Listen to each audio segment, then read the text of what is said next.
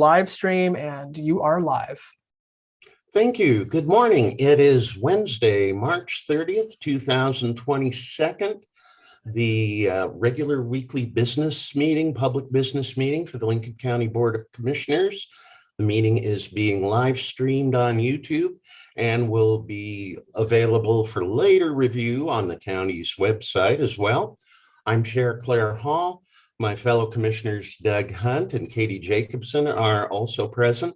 That constitutes a quorum of the board. First up, we have the adoption of the consent calendar. These are routine items or items that have been discussed at previous meetings. Is there anything on the consent calendar that either commissioners or staff wish to remove or highlight? Chair Hall, I will just take a moment to highlight that as happens throughout the year, there are some budget adjustments which align the revenues with the expenditures that the county incurs through the year. These are very routine in nature, and I will move for adoption of the consent calendar as presented. I will second the motion. We have a motion and a second for approval of the consent calendar. All in favor, please say aye. Aye. Aye. It is approved unanimously. We move on to our sole decision action item for today, the second reading of ordinance number 525, ambulance service area. And County Counsel Kristen Ewell, I believe, will be presenting on this issue. Good morning, Commissioners. As you indicated, this is the second reading of changes to the county code regarding ambulance service providers. So do I have a request to read in full or by title only? Title only is fine with me. With me as well. Chair Hall? And with me, sorry. Okay. Sticky mute button. So this is an amendment to Lincoln County Code, section 7.805 through 7.855, ambulance service providers and declaring an emergency. So this came before the commissioners 2 weeks ago for the first reading, and this amends provisions in chapter 7 regarding ambulance service. I think we discussed the changes at the first reading. These were also the changes that were approved for our ambulance service plan several months ago. Are there any questions? None from me. None from me. And none from me. So I would just need basically a motion approving this if that's the wish of the commissioners. I'll move for approval of the ambulance service area ordinance as presented. I will second the motion. Well, a motion and a second for adoption of the ambulance service area ordinance update number 525. All in favor, please say aye. Aye. Aye. It's unanimously approved. Now we move on to reports, and we do have a scheduled presentation on employee survey results. And who's taking the lead on that? And I will be, so let me share my screen, please. Okay, Alyssa, if you could introduce yourself, please. Sure. Let me put my screen up. I am principal consultant at Elisa Blum and Associates. And there we go. If you could just give me a minute here to put the slideshow up. And my name is Judy Sugg, and I'm working with Elisa. And here we go. Can everybody see that? Yes. Can All everyone hear both of us? Yes. All right. Well, thank you for having us here today. Judy and I conducted the employee engagement survey in the fall of 2021. We also had conducted the 2019 employee engagement survey. Both surveys were very, very similar. The main difference between the two is that we asked some open-ended questions regarding how employees have been impacted by COVID, because we thought that that was such a significant issue going on the last 2 years that it was really important to take that into account for the 2021 survey. So what we'll be doing in this presentation today is that we will be reviewing the response rate for the survey. We'll be doing a brief comparison to the 2019 survey. We'll be reviewing the responses to the individual questions. We'll be reviewing the responses to the questions for managers and supervisors. We'll provide a summary of the responses to the open-ended questions, and then we'll be providing you with our recommendations. And Judy and I will both be taking turns presenting parts of the presentation today. So Judy is up next. So as Lisa said, the process was very similar to 2019. And we actually sent emails to all employees. We followed up. I didn't personally, actually. I want to praise HR for doing that because they did a wonderful job of getting surveys back in. For confidentiality, if a department had a small number of people, under 10 was the number we used, then we combined them into a group so that the number of people responding would be over 10. Now, in a couple of occasions, these larger groups did not actually report out 10 people. But because there was a big population, we felt that their confidentiality was still maintained. Lisa? May I ask a question before you move on? Yes. This is Doug. Could you clarify the fact that the survey design was similar to the 2019's? I want people to be sure to understand that the survey wasn't similar in that we just didn't do the same thing twice and get different results. We have the same design, but certainly the survey itself was not similar, if that question makes sense. The survey questions were very similar, except for a couple that Elisa referred to where we had open-ended questions about COVID. And the reason for keeping it similar is so that we can compare results and see if things have changed for positive or for negative or their particular issues. You did a good job of deciphering my question. Yeah, the questions are similar so you can see changes and take action and then know whether or not that action is having the desired result. Exactly. So, exactly. And because the last 2 years have been extraordinary, last 3 years really have been extraordinary, to see if that has made a major difference also. Thank you. Elisa? So the response rate, I have to just say we were very pleased with the response rate. Kind of 50% is a standard. And in both years, in 2019 and 2021, the response rate has been way above 50%. And in fact, in 2021, we had a response rate of 61%, which is excellent. And again, partially due to the follow-ups and the availability of paper copy surveys for people that could not get to a computer and fill them out. So HR facilitated that and encouraged that response. The other thing I want to add to that we were very impressed with is that nobody skipped a question in this survey, which is impressive. The other thing that was impressive were the quality of the responses to the open-ended questions. They were all very thoughtful.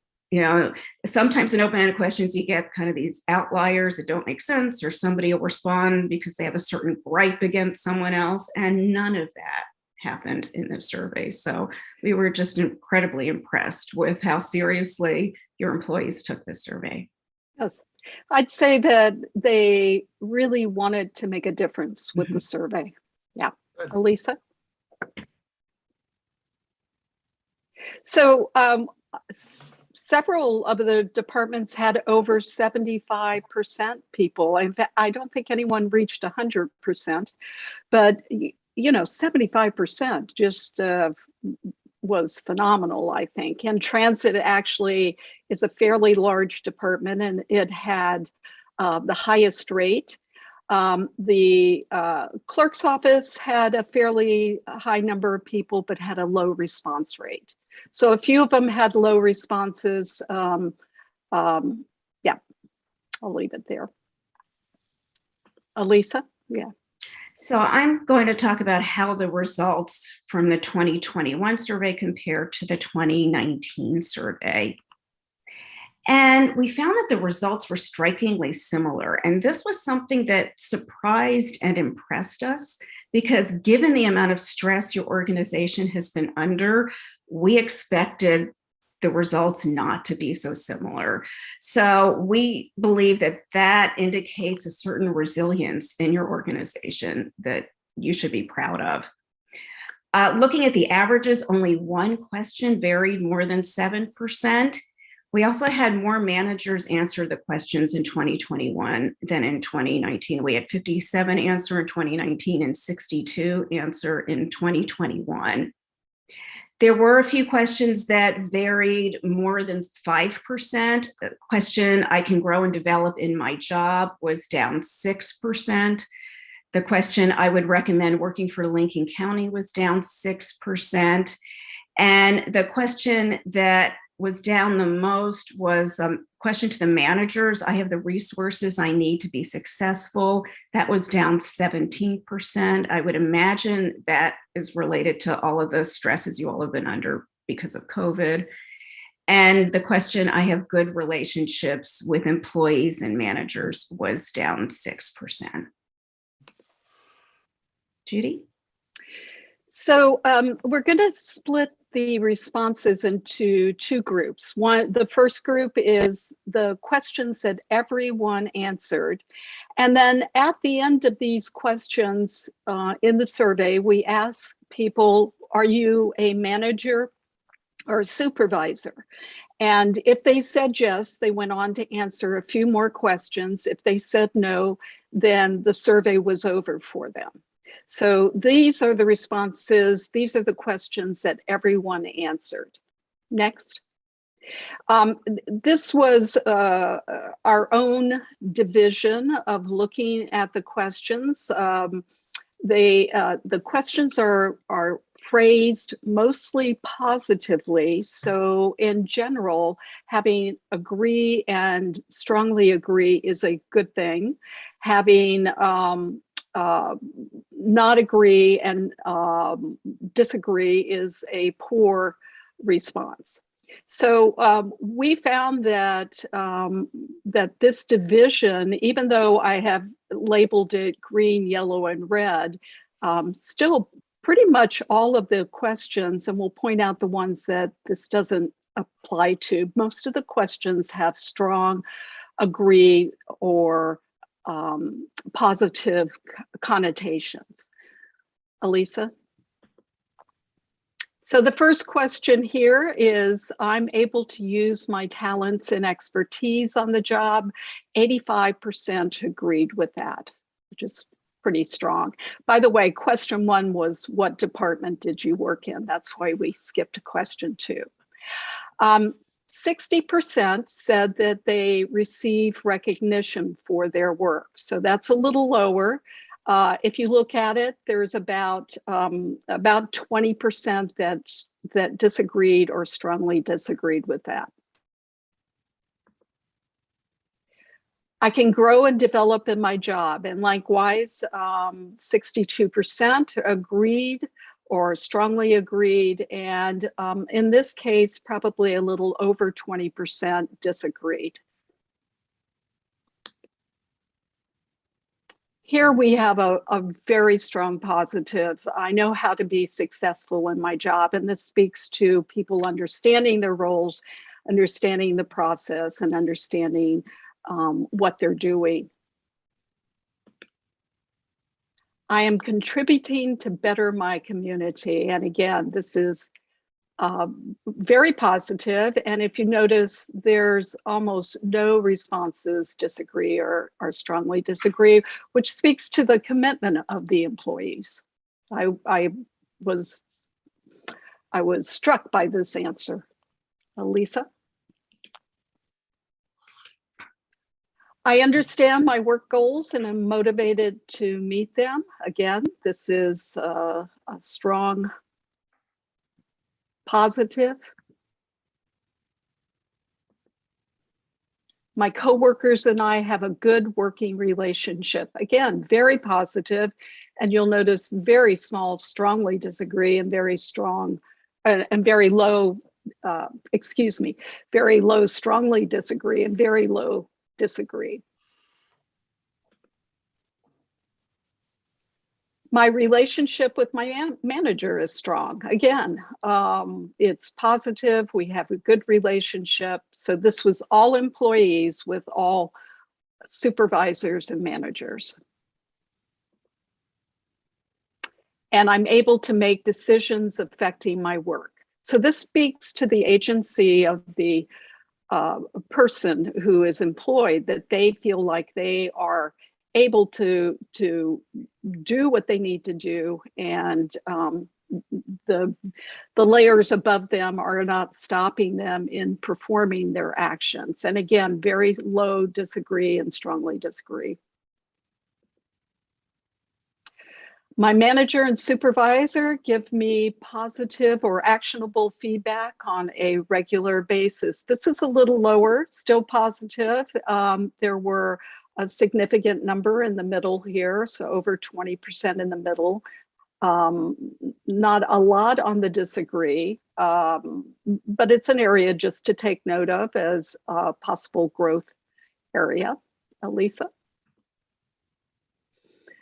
And I trust the decisions of senior leadership. So this has, and if you'll notice the pattern here, there's a stronger response in the middle here of neither agree or disagree. Still positive, still 56%, but in our kind of yellow zone there. Our team is able to handle difficult situations as they arrive. And think about the last 2 years. I don't know how it could get much more difficult. So to have this kind of response, again, is a positive. So bounce back after setbacks is another way of saying we're resilient. We understand what it takes to move ahead in the face of difficulties. Again, very strong, 79%. Very few disagree, strongly disagrees. Our team proactively works to identify future challenges and opportunities. A little lower, but still, again, in this environment, being able to think ahead. I think if you look back on the last 2 years, most of us were just trying to think of what we should do right now. Long-term vision, long-term planning, strategic planning was in disarray. So again, this is still pretty strong. Our team helps each other. Again, 80% strong. Although change is difficult, I receive adequate communication and training to help make this change successful. Lower, 59% agreed, a few more in the disagree and strongly disagree categories. So again, an area to grow, a growth perhaps explainable possibly by the last 2 years. Employees treat each other with respect. An important gauge of what is going on in the organization, almost 80% agreed. That's says a lot for Lincoln County. I think that my team is free from bullying and harassment in all forms. And it was strongly agree. You'll notice there's a orange note at the bottom that 36% disagreed or strongly disagreed with this. And Elisa will speak to this in the recommendations. 36 people. 36 people, excuse me. Thank you. And we wanted to highlight that because even though that's a small percentage, this is a really important issue and really significant, because just a few people who feel like they're being bullied and harassed can have a big impact in the workplace. We also want to point out the wording of this. It was very inclusive. So if somebody saw another employee in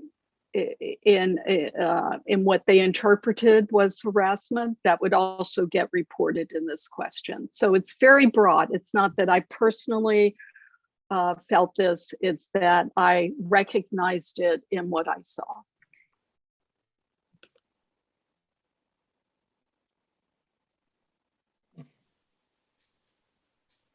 And Elisa, was that? I can go on. I can take it from here. Yeah. Okay. So the next question that we asked was, any inappropriate interactions between employees are handled respectfully and effectively. And we found that 68% strongly agreed or agreed with that statement. And we have over 20% here that weren't sure. They either neither agreed nor disagreed with that. Management is active and effective in resolving workplace conflicts. That will be addressed in our recommendations. That was down some, still not too bad, but it was 57%. And we did find, when we did the analysis of the departmental reports, that those people that felt like their team had more bullying and harassment also obviously felt like their management wasn't as effective in resolving workplace conflicts. I feel that Lincoln County meets the needs of the community. We found that 64% either strongly agreed or agreed with that statement. I would recommend working for Lincoln County to the people I know. 70% strongly agreed or agreed. I see myself working for Lincoln County for a long time, and 61.5% said yes, 11.5% reported no, and 26.9% said that they were not sure. So this may be an opportunity to reach those not sure people, because those are people that maybe you can figure out what would it take for them to really feel like they could work for the county for a long time. So the questions for managers and supervisors, as I indicated, were only answered by a subset of all employees. So we had 311 people respond. Only 65 would respond to these questions. So this is the one that was the lowest in the group of questions for managers. I have the resources I need to be successful. So we point this out as an area that could very well be a discussion point for these managers. The rest of the questions, I think there are 4 or 5 of these, all are very strongly agree. So 65 people very strongly agreed with the, I have good relationships with employees and other managers. I resolve workplace conflicts effectively, 87%, which is quite high. But I do want to point out there was a definite discrepancy between how the employees see their managers resolving workplace conflicts and how the managers themselves see themselves in resolving workplace conflicts. I give actionable feedback to employees to help them improve their performance. And like the last question, there was a lower level of agreement with all employees on that. So managers feel that they're giving actionable feedback. Maybe employees don't always feel like they're getting actionable feedback. I frequently recognize employees for their work. So this is strongly on their mind. This is a positive. And again, there was a little bit of discrepancy from the employees. So, like I said earlier, we asked a few open-ended questions. And what I have done here is taken the themes that we heard from some of the departments to report for the presentation. And like Judy said earlier, the smaller departments were combined. So that's why they're not represented here. And there may have been a department or two where there just was not an identified theme. So I'm reporting the themes that we noticed. So in transit, there were a lot of people that talked about that they feel like the cleaning of the buses needs to be improved. We saw lots of similarities in the departments that were public facing, and none of this should be a surprise to you all. So in HHS, in behavioral health, public health, primary care administration, jail, patrol, community justice, parole and probation, district attorney's office, all are struggling with being short-staffed, difficulty supervising criminal offenders, which I would imagine is because they're short-staffed, caseloads being high, which leads to burnout, which leads to difficulty retaining employees. People talked about wanting more PTO, wanting more mental health days to recover. There were comments about the workload. A lot of people talked about being overworked, and then some people talked about feeling like they were taking on more than they should and that they had colleagues that weren't taking on enough. So whether the workload is equitable or not is something that was a concern. And a number of them talked about wanting better communication from senior leadership. In planning and development, a lot of people talked about being overworked. And in the assessor's office, there were a number of employees that were not working from home that wanted the option to work from home. So next are our recommendations. And our first recommendation is to provide leadership and management training, which we know just because of everything going on with COVID just had to get put on the back burner. But as we recover and you're able to focus on training, we felt like the focus should be on conflict resolution, communication, performance feedback, and HR policies and procedures. And these recommendations came both from what we saw from the survey and also from a question that we asked managers about the training that they would like to see. And we believe that the issues that came up around bullying and harassment could be addressed with conflict resolution training, as well as training on HR policies and procedures. Second, we believe that it would be really helpful for the county to create a strategy to develop a culture of support and appreciation, particularly during these stressful times.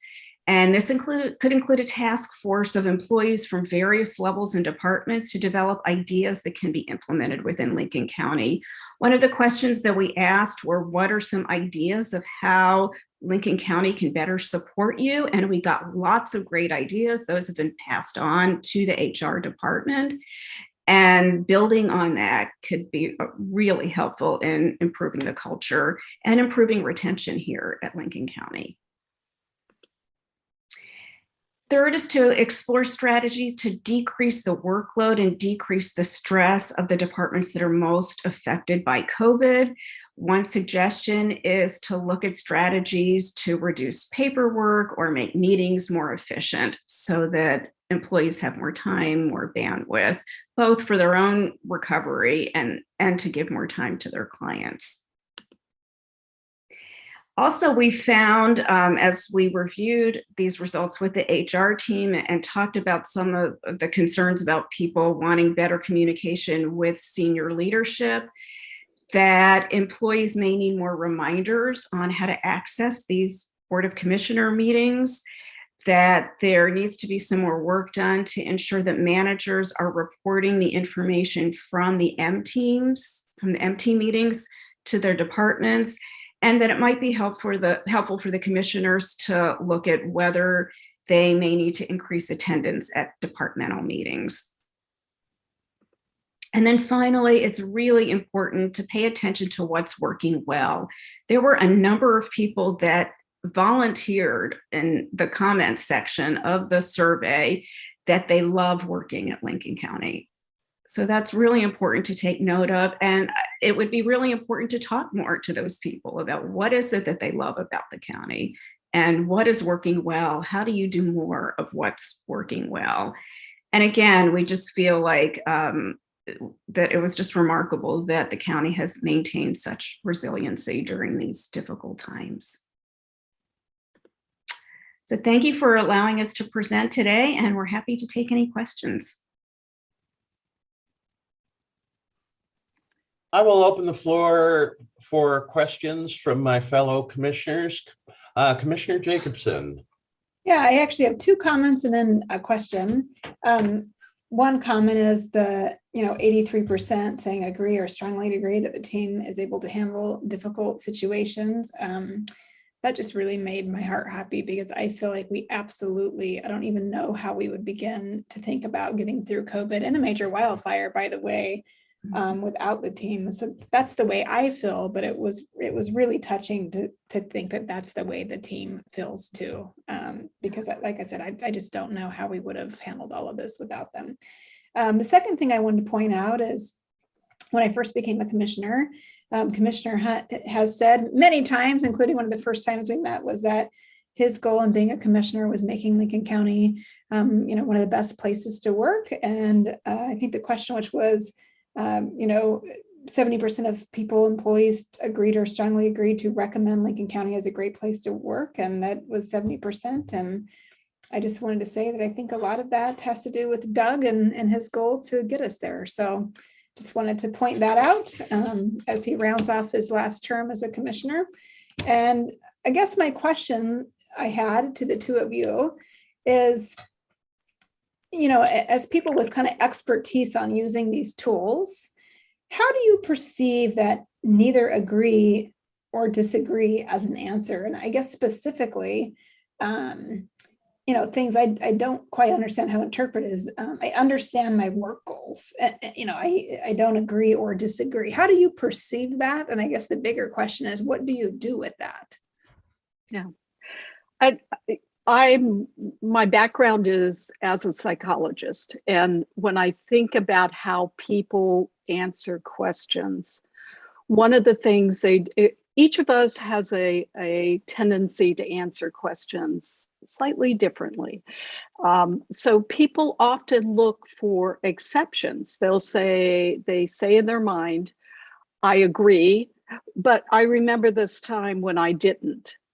So I think I think for people that are very balanced and considerate about and not overwhelmingly one way or another, they tend to have that strategy in the middle. So as Elisa said, the results overall are amazingly, I think, in this difficult time, amazingly positive. It's easy to look for the negative in a survey because we wouldn't be doing our job if we didn't. But I would take that as somebody that has a considered answer, that there could be more that could be done, and that it's an open-ended conversation at that point. Elisa, did you have a take? Yeah, on well, that? just one is that everybody and some people don't quite understand the meaning of a question. So that could be why they respond that way. What I think is more important is the follow-up to this survey. And each department is getting a departmental report. And we would encourage all of the department heads to review those reports with their department and also to have one-on-one conversations with the people in their department. And they can use the questions in the survey as a basis for those conversations. And to me, that's the best way to tease out these answers that you really don't understand. And it's a great way to get that feedback that's so important to get from your employees. Okay, thank you. Appreciate that. Commissioner Hunt. All right, well, thank you both, Judith and Alyssa, for, I think, a very meaningful report. I appreciate some of the insights that you offered. Let me begin by thanking Commissioner Jacobson for her comments, but it takes a team, and we're just part of a team that is trying to make Lincoln County a better place to work, which in the end really provides better services to our people in the county. So it's a team effort. I think, yes, we're doing a good job. And frankly, I appreciate the comments of those that like working here. And I hope we can increase that percentage.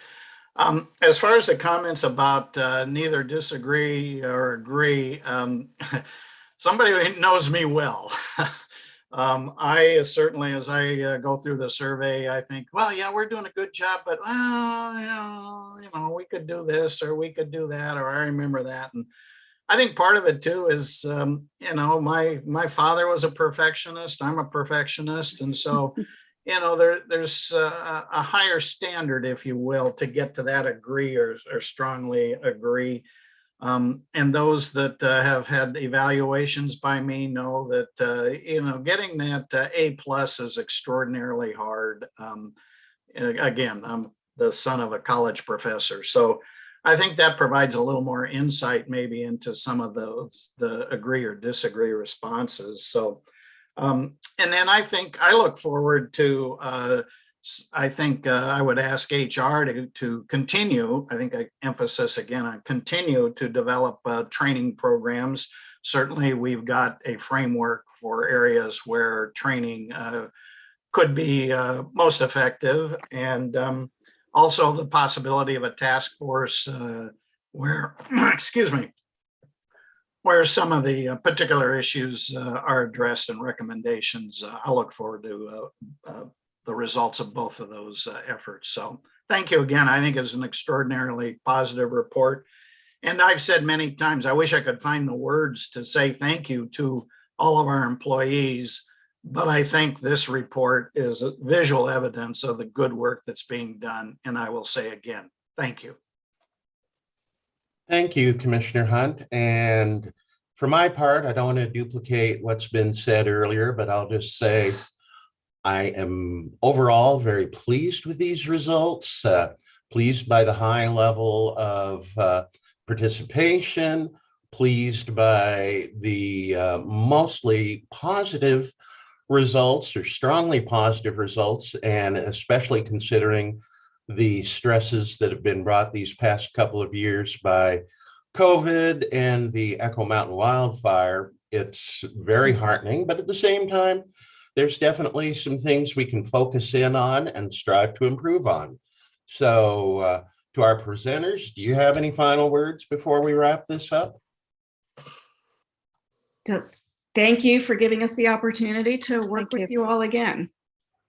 You're Thank welcome. you. Job well done. Thank you.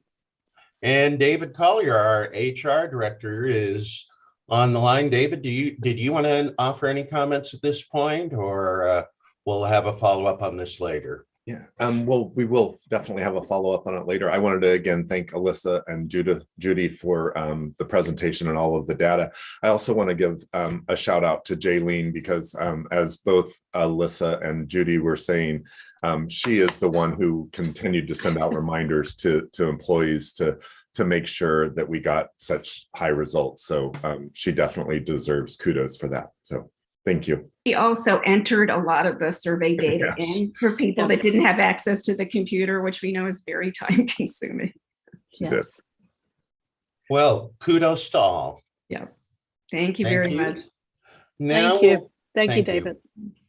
So now we'll move on to commissioners' reports. And Commissioner Hunt, do you have anything to share today? No, I think the report that we just got speaks volumes. Commissioner Jacobson, anything to share today under this item, Commissioner Report? I do. It's actually very timely. So kind of, we were just discussing about employee satisfaction. One of the things that came up was kind of more opportunity for recognition of employees. And it just so happens that we got a very nice letter that I was going to read. Now, I will apologize. This was routed through the office. No, I think the two of you did get it. I see your little initials here. So I guess you all have seen this, but I just thought it was really sweet and wanted to read it and recognize the employees that were named in this. So it says, to whom it may concern, many Lincoln County employees found themselves immersed in unexpected challenges during the pandemic, sometimes acting outside their expertise and job scopes. Today, I bring you a case for recognizing some of these employees in a concrete way. Nancy Hale, Tamara Bravaro, Lori Comstock, and Joe Wade. The above named employees, all classified as office assistants, kept the vaccine call center open while managing their daily responsibilities. They acted as the face of the county to a frightened public, reassuring and calming even when there was no vaccine to distribute. They continued to be involved in COVID response, mailing contact letters, returning voicemails, distributing supplies, acting as tech support to the public when appointments were available, and supporting the contract tracers with data entry. Lincoln County has many dedicated and talented office assistants. I single out these few as going above and beyond in service to their community. So I just thought that was very timely to read that and recognize those employees for their work. Thank you, Commissioner Jacobson. Anything else today? That is it from me. Thanks. Okay, thank you very much. Now we move on to the public comment section, and I will call on PIO Miller to let us know if there have been any new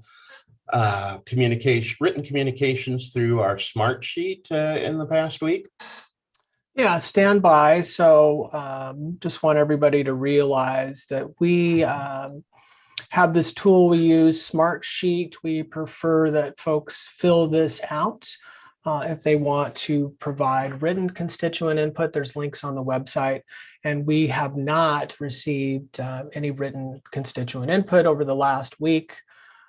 So with that, moving on to our attendees today, I see that it looks like we have two, and if either of you would like to talk to us, please use the raise hand function. They may just be observing as well. So Mark or Celeste. And Casey, before we invite our guests in, I just need to remind everyone again that public comment is limited to 3 minutes per person. You're our official timekeeper. And generally, we do not answer questions or respond to statements made during the meeting, but will follow up if appropriate. Yes, thank you, Chair. So I don't see any raised hands from either of them, so they appear to be just observing today. All right, so I think that wraps up constituent input. Thank you. All right, thank you, Mr. Miller. Next Monday, April 4th, will be at 9 a.m. will be our virtual office staff meeting where we go over calendars and agendas and that kind of thing. Then the next public meeting of the Board of Commissioners, Wednesday, April 6th, 10 a.m. Until then. Chair Hall. Oh, yes. Chair Hall. So both of those meetings are going to be returning in person. Is that correct? Oh, yeah, that's right. We did agree to that. So. Well, and actually, I believe our BOC meeting is now required by law to be hybrid. So we will be in person, but we have to have a hybrid link, is my understanding. That's correct. Oh, yeah, just a thought on that. So yeah, for everyone that's here virtually, it will be the same. Folks will access this meeting through the Zoom platform, and we'll be ready to go. Thanks. And if they wish to come in and testify in person, they will have that opportunity as well. So it's been a long journey, more than 2 years, I think, since our last in-person meeting, but thank goodness we're past at least this phase of the pandemic, and several other local governments are going back to in-person and hybrid meetings. So we will see you then. Until then, we're adjourned. Thank you.